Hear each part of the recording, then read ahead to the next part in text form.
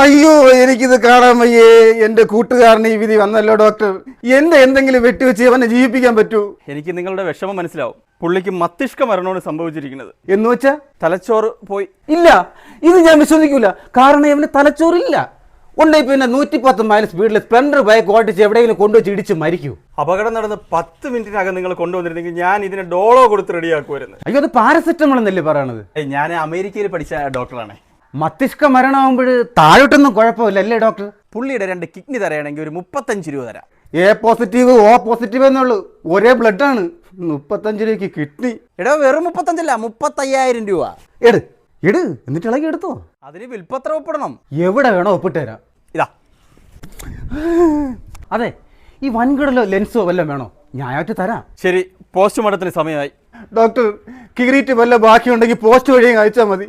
ഞാൻ പോണേ, എനിക്കിത് കാണണ്ട. അളിയാ, നീ ഭയങ്കര വിഷമം സഹിക്കാൻ വയ്യ അളിയാ. നേരെ അവിരാമി മാറിപ്പോ. ഞാൻ മേടിച്ചൊരളിയാ, പൈസ ഉണ്ട് അളിയാ, നീ പോളിയാ.